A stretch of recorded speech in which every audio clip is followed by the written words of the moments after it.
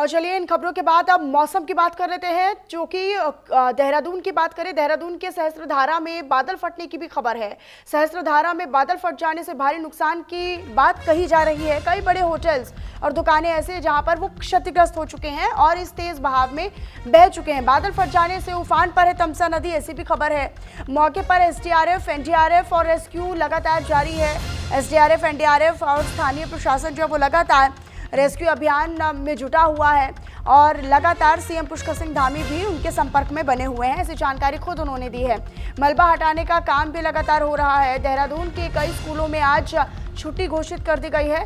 आपको बताएं कि बारिश के चलते 12वीं तक के सभी स्कूल आज बंद रहेंगे। निश्चित तौर पर ये बच्चों के लिए एक एहतियातन कदम उठाया गया है। हालांकि यहाँ पर अगर हम स्थानीय लोगों की बात करें तो वो भी खासा प्रभावित नजर आ रहे हैं। सहस्त्रधारा में बादल फटने के बाद जो तमसा नदी है वो उफान पर नजर आ रही है, जिस कारण काफ़ी दिक्कतों का सामना लोगों को करना पड़ रहा है। और लगातार जो पूरा क्षेत्र है वो इलाका पूरी तरीके से दरिया में तब्दील हो चुका है।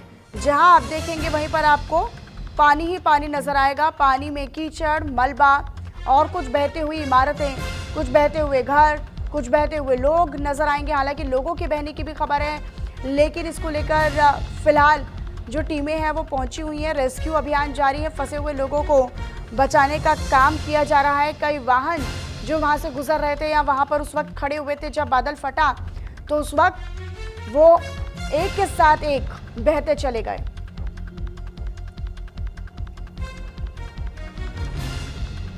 तो देहरादून के सहस्त्रधारा में बादल फटने के बाद भारी तबाही देखी गई है।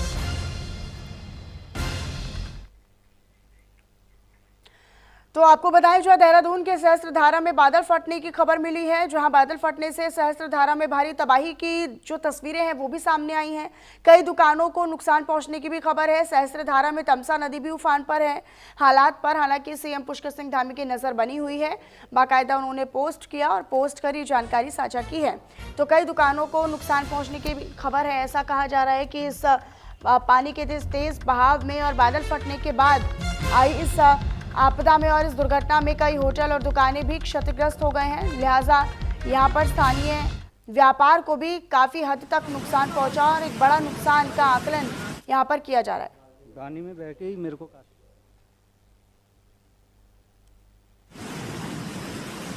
तो ये जो आपको तस्वीरें दिखा रहे हैं, देहरादून में भारी तबाही नजर आ रही है।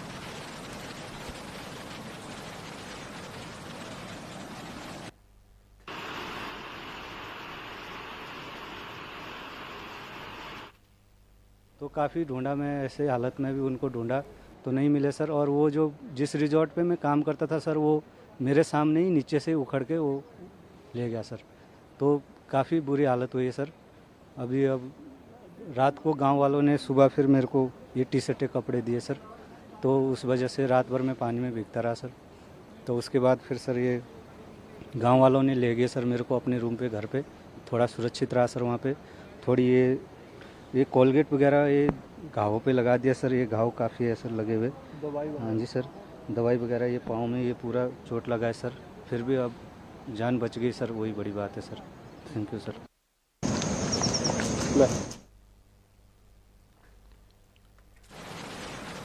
तो ये वहाँ पर दरअसल काम करने वाला एक शख्स जिन्होंने प्रत्यक्षदर्शी जिन्होंने वो सब झेला और उन्होंने अपनी आंखों के आगे उस होटल को बहते हुए भी देखा।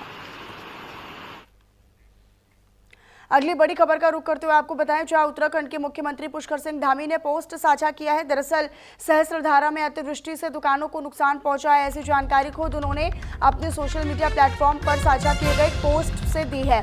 प्रशासन, एसडीआरएफ, पुलिस, एनडीआरएफ, तमाम जो स्थानीय प्रशासन है वो भी राहत बचाव में जुटे हुए हैं। ये भी सीएम धामी ने जो है वो जानकारी पोस्ट में दी है। निरंतर स्थानीय प्रशासन के संपर्क में हूँ, ये उन्होंने कहा है। मैं खुद स्थिति की निगरानी कर रहा हूं, सीएम धामी ने कहा। तो देहरादून के सहस्त्रधारा में देर रात हुई अतिवृष्टि से कुछ दुकानों को नुकसान पहुंचने की दुखद जानकारी प्राप्त हुई है। जिला प्रशासन, एसडीआरएफ, एनडीआरएफ, पुलिस भी और स्थानीय प्रशासन भी मौके पर पहुंचकर राहत बचाव कार्यों में जुटे हुए हैं। इसी संदर्भ में अब निरंतर स्थानीय प्रशासन से संपर्क में हूँ, ये उन्होंने लिखा। और खुद भी स्थिति की निगरानी कर रहा हूँ। ईश्वर से सभी के सकुशल और सही होने की प्रार्थना करता हूँ, ये उन्होंने ये जो आपको तस्वीर दिखा रहे हैं उस पोस्ट में लिखा है। तो ये देखिए, ये तस्वीर एक तरफ ये भारी तबाही की तस्वीर है। यहाँ सिर्फ आपको पानी का तेज प्रवाह नजर आएगा, तेज बहाव नजर आएगा। सहस्त्रधारा में अचानक से बादल फट गया और उसके बाद जो तमसा नदी है पास में वो उफान पर आ गई है। हालांकि जो प्रत्यक्षदर्शी हैं वो ये कह रहे हैं कि देखते देखते ही उनकी आंखों के आगे वो होटल जिसमें वो काम कर रहे थे, होटल बह गया। आसपास लोगों को ढूंढने का प्रयास भी किया गया, लेकिन अभी तक कोई अता पता नहीं चल सका है। हालांकि लोगों को ढूंढना जो है वो एक बड़ी चुनौती ऐसे समय पर एसडीआरएफ, एनडीआरएफ और तमाम स्थानीय प्रशासन की टीमों के लिए बनी हुई है, लेकिन लोगों को खोजने का, लोगों को ढूंढने का प्रयास भी लगातार जारी है।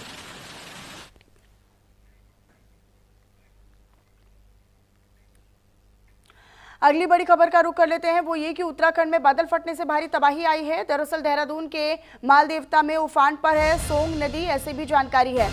तो देखिए, सोंग के सैलाब से कई मीटर सड़क भी बह गई है। देहरादून में मालदेवता में रास्ता भी बंद हो चुका है। तो उत्तराखंड के पहाड़ों की गोद में बसा शांत मालदेवता और सहस्त्रधारा अचानक कुदरत के कहर से चीख उठे हैं। आपको बताएं कि सहस्त्रधारा की वादियों में बारिश कहर बनकर बरस रही है। तो बादल फटा तो सिर्फ पानी नहीं बरसा, बल्कि ऊपर से आफत भी बरसी। और वहीं मालदेवता में सोंग नदी भी अपने उफान पर चल रही है। नदी देहरादून, मालदेवता और टिहरी जाने वाली रोड को बहाकर भी ले गई है। 10 से 15 साल में ऐसा पहली बार हुआ है, पहला मौका है जब सोंग नदी का इतना भयावह और रौद्र रूप दिखाई दिया है। तो वहीं सहस्त्रधारा में एसडीआरएफ, एनडीआरएफ और लोक निर्माण विभाग की कई टीमें जेसीबी और अन्य आवश्यक उपकरणों के साथ, सामानों के साथ राहत बचाव कार्यों में जुटी हुई हैं। लगातार मौके पर उनकी तैनाती है। और शुरुआती जानकारी के अनुसार आपको बताएं कि कुछ दुकानें बह गई हैं। हालांकि अभी तक किसी प्रकार की जनहानि की जानकारी नहीं हुई है, किसी की मौत की खबर नहीं है, लेकिन लोग बहे हैं, दुकानें बही हैं, वाहन बहे हैं और निश्चित तौर पर सबका रेस्क्यू अब किया जा रहा है।